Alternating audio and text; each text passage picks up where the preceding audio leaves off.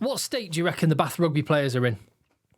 Because I reckon they must have been getting on it. I mean, it's been 29 years since they last won a top-flight English title, and it's been a long time coming for a rugby-mad town. You saw the open-top bus celebrations look brilliant.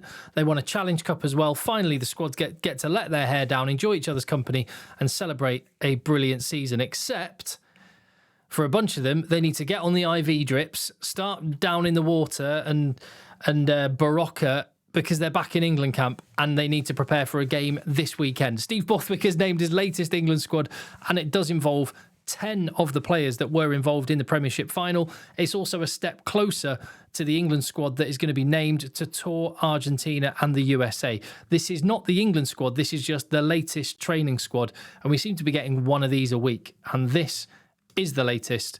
Don't worry about going through the list of names in alphabetical order. I'll do it position by position because I'm nice like that. And if you appreciate the content on the channel, please hit subscribe. But most importantly, tell me what you think in the comments down below. There are players that you probably more than likely feel do deserve to be there and aren't. And there are some that are in that you feel maybe are a little bit lucky to be there and you'd prefer someone else. Let me know those thoughts in the comments down below. And also, I'm going to pick at the end of this video what I think based on this 36-man squad. Again, it's going to change between now and Monday, when the final squad to Argentina is named. But what's the strongest team available out of the ones right there? Let me know. So, the 10 players that have been added to the squad, there's a load from Bath, some from Leicester as well. So it was the two best teams in England, so understandably, a big chunk of the squad, almost a third, come from those two clubs alone.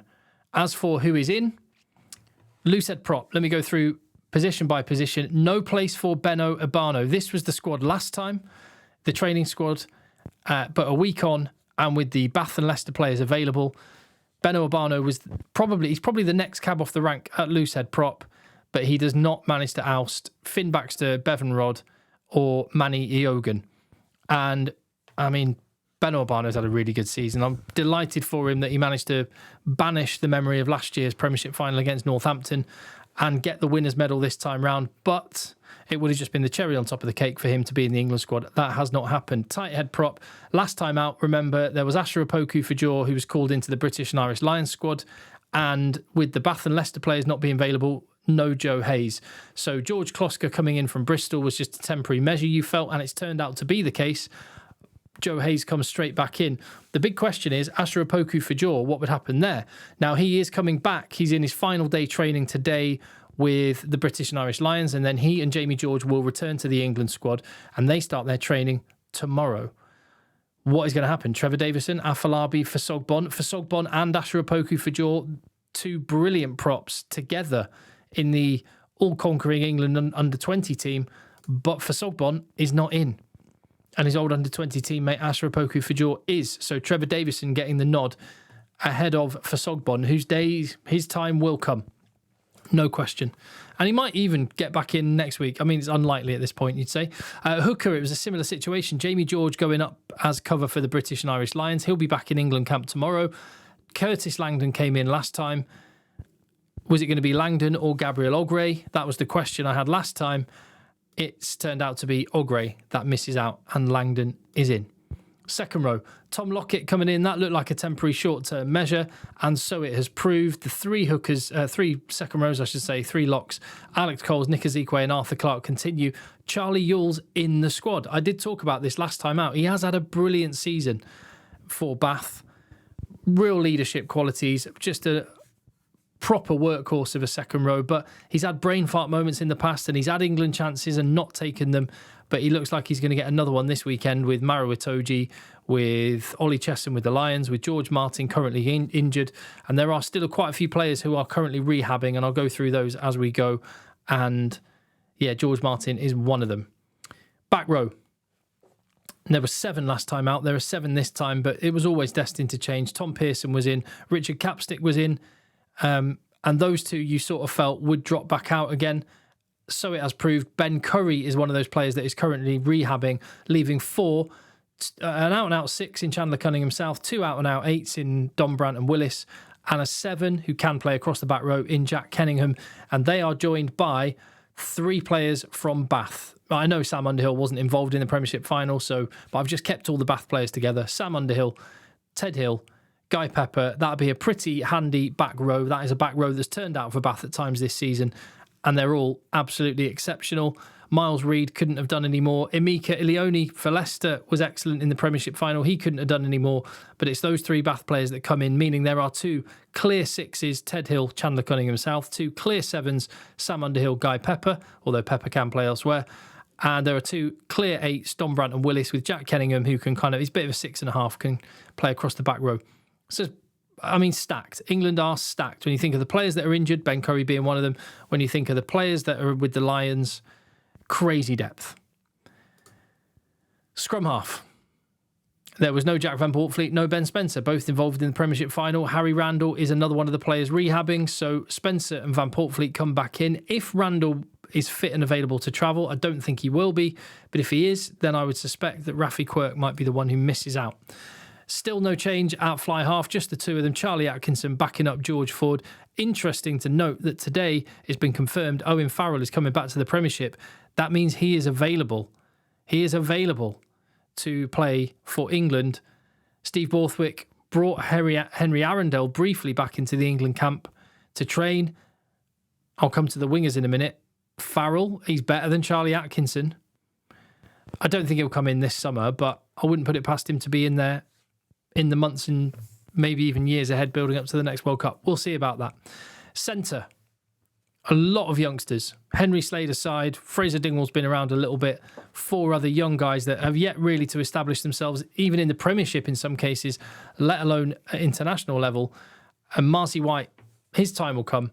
And Fraser Dingwall is currently rehabbing an injured Max Ajomo coming in, meaning there's still 5. My best guess, or I don't know, and tell me what you think, if Fraser Dingwall is available, he'll come back in, and Luke Northmore will be the guy that drops out.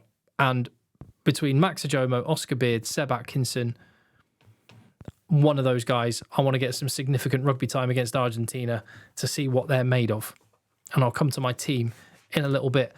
Wings. I mentioned Henry Arundel was in camp training the other day for a couple of days. He is not involved now, and Ollie Slightholme is also rehabbing. 2 players come in though, and it's Freddie Stewart, as we knew he would, and Will Muir.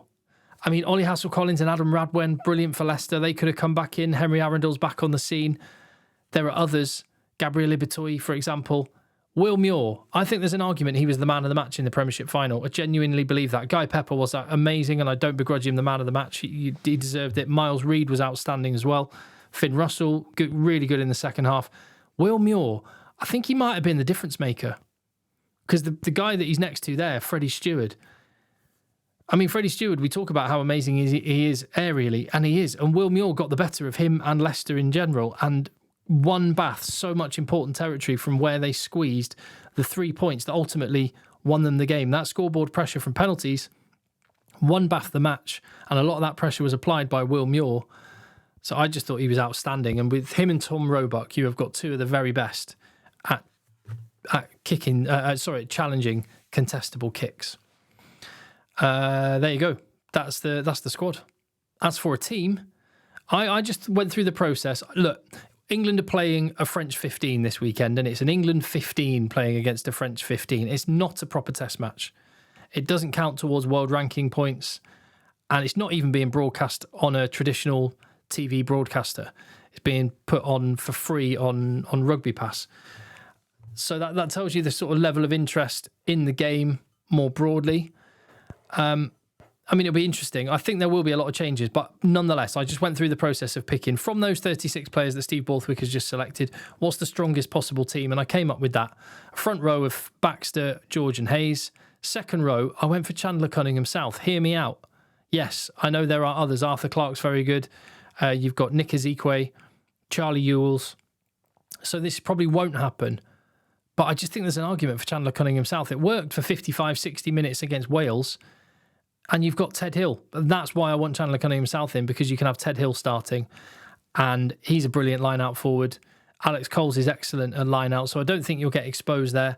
Chandler Cunningham South played a lot there for Harlequins. And it just gets you Ted Hill in.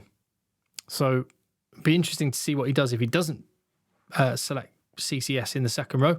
But other than that, I've gone for Alex Coles, but then Ted Hill, Underhill, and Tom Willis as the back row.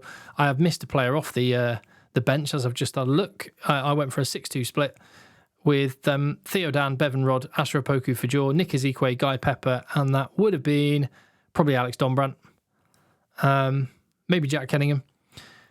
Backline, Van Portfleet and Ford with Spencer backing him up, and Henry Slade, the option at fly half if Ford goes off, which means you can have a 6-2 split with Oscar Beard, who covers centre and wing, and centres of Seb Atkinson, Henry Slade, Roebuck, Faye, Weboso, Stewart.